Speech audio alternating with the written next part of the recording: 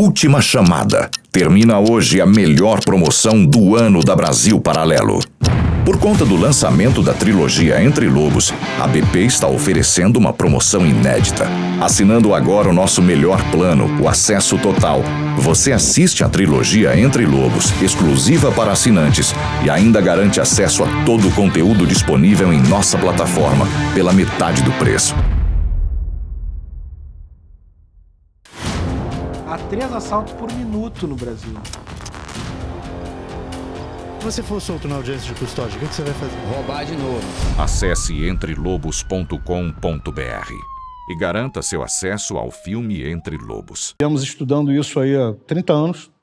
Encontramos números, no Rio de Janeiro especificamente, sem comparação com nenhuma polícia do mundo.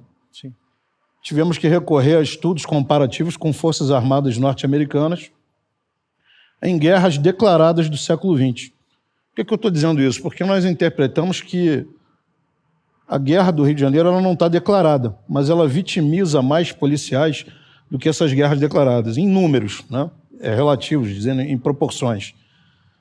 Os Estados Unidos, na Primeira Guerra Mundial, teve de baixas do efetivo que foi lá lutar 2,42%. Na Segunda Guerra, 2,52%. Na retomada do Kuwait, 0,02%. Taxa de feridos idêntica, 0,02% na retomada do Kuwait, guerra no Golfo Pérsico.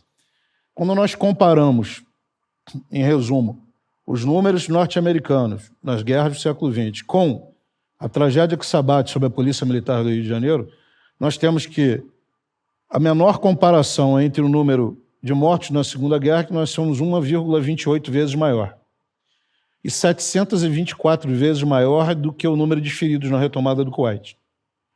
Ou seja, de uma outra forma de dizer isso, estar servindo na PM do Rio de Janeiro nos últimos 28 anos mais arriscado do que estar servindo em qualquer força armada norte-americana em qualquer guerra do século XX.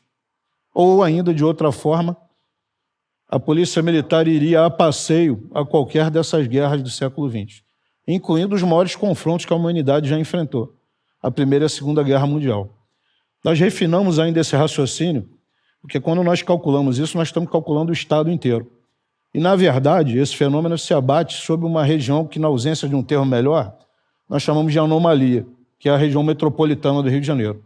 Rio de Janeiro, Niterói, São Gonçalo, Itaboraí e Baixada Fluminense. Nessa região se concentram mais de 90% dos problemas de policiais militares mortos e feridos. Ou seja, se eu tiro essa região, trato só ela, os números dobram. E aí pode-se pensar, estamos exagerando isso, nós temos taxas então que falam de 3 iriam para 6%, de 17% para 34%. É pior do que isso. Nós pegamos algumas unidades específicas. O GTPP da Vila Cruzeiro, essa que recentemente houve o que alguns setores disseram que foi uma chacina de uma forma absurda. Não, a polícia foi recebida a tiros de armas de guerra lá e reagiu. Voltando, a Vila Cruzeiro, o GTPP Vila Cruzeiro tem uma taxa de mortos e feridos de 55% do seu efetivo em 5 anos. Inacreditável. A turma que formou no 6º pelotão do Cefap tem a taxa de 33% de mortos e feridos em 5 anos. São números exatos ali, parecidos com, mais ajustados ao tempo de uma guerra. Isso só encontramos números superiores aos nossos nas tripulações de submarinos alemães, que os submarinos eram vítimas de carga de profundidade e de uma caçada para que os aliados pudessem ganhar a guerra. Então você não tinha sobrevivente. E na Rússia, que enfrentou o calor das forças armadas alemãs durante a Segunda Guerra Mundial. Então você tem taxa de 67% e taxa de 60%. Mas a nossa taxa no GTPP Vila Cruzeiro chega a 55%. Maior, inclusive, do que o desembarque da 101ª Divisão Aerotransportada, a Easy Company, no dia D e na sucessão após o dia D. Ou seja, esses valores a gente tem tabulados e mostram que nós vivemos um confronto que não é mais uma questão de polícia, é uma questão de guerra e isso tem que ser definido como tal. Perfeito. Só para ver se eu entendi.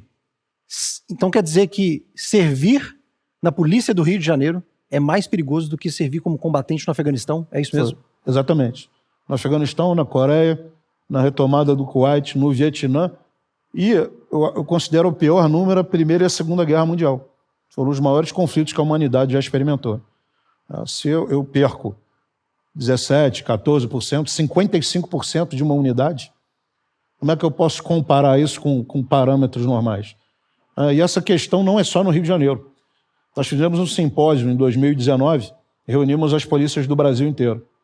Vieram 2 oficiais e um ferido. Descobrimos que, se não me engano, no Rio Grande do Norte, tem taxas piores do que as nossas. Nossa. A polícia é menor, a população é menor, mas o percentual é maior. Outros números que ajudam a dar a dimensão do que a gente vive no Brasil, Rafael, se você pegar nos 20 anos, entre 1996 e 2016, foram assassinados no Brasil 1 milhão de pessoas. Só na era PT, nos 16 anos da era PT, foram 870 mil pessoas assassinadas. Então, de vez em quando, a gente vê um crime que, por um motivo ou outro, ganha repercussão na mídia, né? A gente viu há pouco mais de uma semana um crime desses, e aí a mídia mostra, com fartura de detalhes, as investigações, mostrou uma cena muito impactante dos caixões das vítimas chegando, sendo desembarcados de um avião.